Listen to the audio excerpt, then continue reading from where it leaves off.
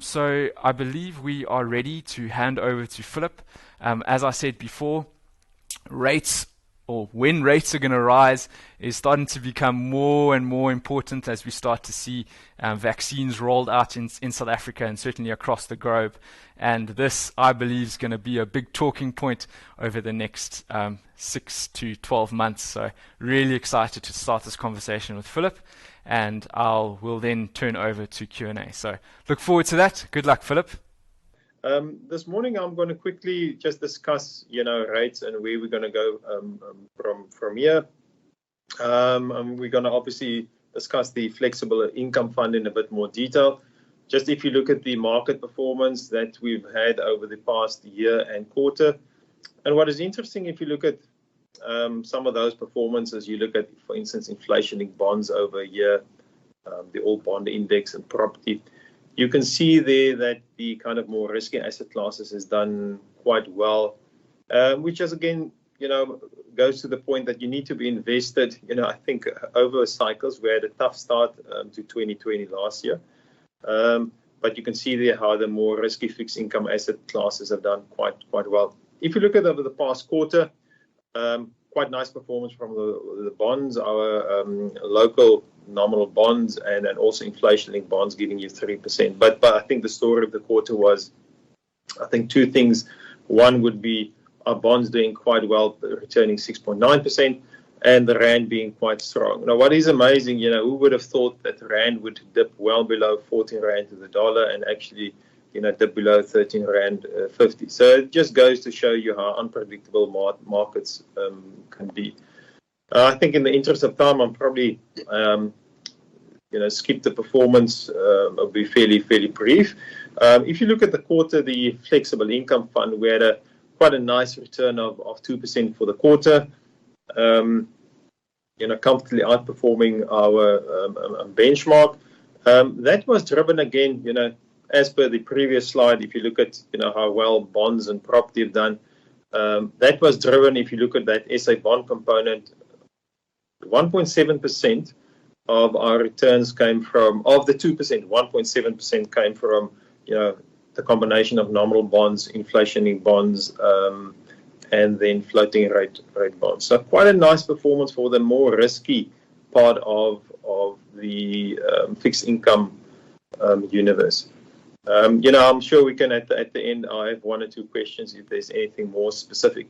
But again, the quarter driven by a lot of risk on. You can just look at overseas indices and equity markets.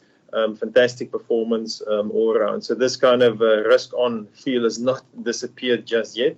Maybe just on the fund, we'll touch on what we try and achieve in the fund. We've always said we follow a diversified alpha approach, meaning I strongly believe that to be successful over the medium term for an income investor, you need to access various buckets of income assets. And that could include, as you can see there, so our income universe would include things like nominal bonds, being able to invest offshore, access credit, listed property, convertible bonds, inflation bonds, etc.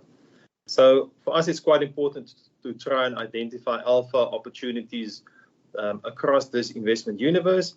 And also, you're not going to get all of this, right? So it also diversifies away a bit of some of the risk. So you also want to spread your risk across various investment opportunities. So that's just in a nutshell to reiterate what we do with the flexible income fund. It's a diversified approach to income investing. Maybe just a global backdrop, and this is quite an interesting slide. I'm sure there's been many discussions on, what is the next 2 or 3 years going to look like. I mean, locally, we know, I think rates have probably bottomed, that's for sure. But let's take a step back and let's look at what's happened. I mean, the whole global debt dynamic took quite a different turn in the global financial crisis. That was 2008 and 9, where you had high debt levels. Now we've had COVID, and you can see there on the right-hand graph there of the broad money supply. It's kind of a money supply graph, where central banks have basically flooded the market with liquidity to either prop up asset prices and or to, in this case, they've also run out of monetary policy options, and they've reverted to more fiscal intervention, meaning, you open your post box and you've got a check in the mail. So it's quite different to the previous financial crises. But what has not changed, this has led to a high debt levels for a lot of governments. And you can see there on the left-hand side, and this is data going back to, it's a couple of decades, going back to the Second World War. And what's interesting, you can see there the 5-year rolling debt to GDP, and that's kind of the lighter yellow line. Coming out of the Second World War, you had high debt levels. But what is interesting, if you look at your short-term rates, and this is treasury rates, just to give you a sense of interest rates and real rates, you can see there where rates were quite low with high debt levels. You move on and you move forward a couple of decades, and you can see there how debt to GDP and government's debt ballooned, and that's like I said, the yellow line, given all the stimulus that they provided. And you can see there that your real rates are actually negative. So long story short, we are saying we are definitely in an era of financial repression, which means government, and what financial repression means is that it enables government to basically control rates, even control yield curves.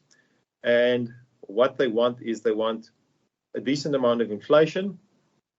They can cap interest rates or yield curves. And, if you look at your yields, you will actually experience negative real rates. Now, negative real rates is exactly what governments want, because they want to be able to borrow at low rates. That's obviously not fantastic for savers. And basically, negative real rates and financial repression is nothing else than a tax, basically, on savers. And when you've got these high debt levels, there's not a lot governments can do. They will have to make sure that they get some inflation in the system, they get some growth, but also, quite importantly, being able to finance them at quite low rates. And if you can do that at negative real rates, that's fantastic, because you will be able to, diminish the real value of your debt. Now, that sounds all a bit, but I think the takeaway from here for all of our investors would be that I think we are in for, definitely on the global stage, a lot of low rates and negative real rates for the foreseeable future. If we move on to the US market, I think the market has now accepted the fact that we've got that inflation. There was this inflation spike early in the year. Inflation is still, I think, exceeding expectations. But funnily enough, I think the market has said they're believing the Fed, and they are saying, okay, so inflation would be transitory, it's a temporary thing, economies are opening up, it's once off, etc., etc. On the left-hand graph, you can see there where your 2-year break-even inflation is a bit higher, obviously, than your 10-year break-even inflation. So it is saying that, listen, we do think this is a temporary spike in inflation. What is interesting, if we've just mentioned financial repression and negative real rates, US nominal bond yields, yesterday, the day before, it actually dipped below 1.2%. Now, that's amazing, where you've got an economy that's actually doing quite well. This is probably saying a few things, and I'm not an economist, so it's you can have a few different takes on this, but it's probably saying that long-term negative real rates are here to stay. It could be saying that maybe growth will not be as robust as we think, and it could even say that, I think, down the line, if inflation becomes an issue, don't be surprised to see the Fed and these governments, the reserve banks, think of things like yield curve control and basically setting the price of bonds, because I don't think they can afford, if we get high inflation, they can't afford for bond yields to reflect, have a normal market system, if you want to call that. But then, of course, Now, we've set the scene. If you look at the US nominal yields, Treasury is at 1.4. Suddenly you think of SA bond yields at 10-year around about 9.5%. Suddenly you think, it's not such a bad option actually. And we've spoken about, where rates are. I think the next step, what we have seen for the US, we had a bit of a wobble in the market. I think, slowly the talk is coming to the table of when actually we're going to increase rates in the US. When are they going to taper pullback stimulus? What has happened in emerging markets, we've had a couple of emerging markets actually increase rates. The likes of Russia, Brazil and Mexico have actually hiked rates. Now, this puts a bit of pressure on us, and we've seen some spill over to our market, where definitely rates are going to increase. And this is exactly what you're seeing in this chart, and this is just some of our forward rates. So we look at kind of FRAs, which we call, just to look at market expectations going forward. And you can see here that if you look at the 3-month JIBAR is probably around about 3.7%. It's ticked up a bit. A lot of your money market investments, as you as investors will know, you're probably earning in the range of 4, maybe 4.5%. What I can tell you is that the market is saying over the next 6 to 9 months, we are going to get rates increasing by at least 0.5% to maybe 75 basis points. So, if you go back to what you say, where are rates from here, it's definitely going up. The pace of which market rates will go up is still up for debate. With the current COVID crisis and lockdown, and also with the unfortunate unrest we've seen, I think the SARB will probably be slightly more hesitant to increase the repo rate too soon. So we're looking at probably penciling in about 0.5% to 25% to 25 basis point hikes before end of the year, maybe another 25 before end of March. So definitely rates on the up. If you look at our yield curve, you can see our yield curve. I always like to show this because it gives you a sense of what is discounted in the market. The top line is our nominal yield curve. The middle line is break-even inflation and real yields at the bottom. And if you don't want to labor the point too much, but basically the positioning in the portfolio is long-term inflation is about 5.8%. If you look at our 2033 point, about 10 years out, the market is saying inflation long-term should be close to 6%. We think that's too high, and that's why we like nominal bonds in that area. On the front end of the curve, break-even inflation of about 4.2%, we think is going to be a bit higher, and that's why we prefer inflation-linked bonds on the short end of the yield curve. So that's just a bit of the portfolio and what we see. Another interesting aspect of the portfolio is our offshore currency exposure, and you can see here box and whisker plot. I think long story short, our fair value for the rand is between 14 from a PPP perspective, is about 14.20 to 15.50. The average is there about 14.70 rand on the left hand side. So that's why we've had a bit higher offshore exposure. If you adjust that 14.70 rand valuation for some of the more fundamental factors, you actually got to adjust our fair value upwards.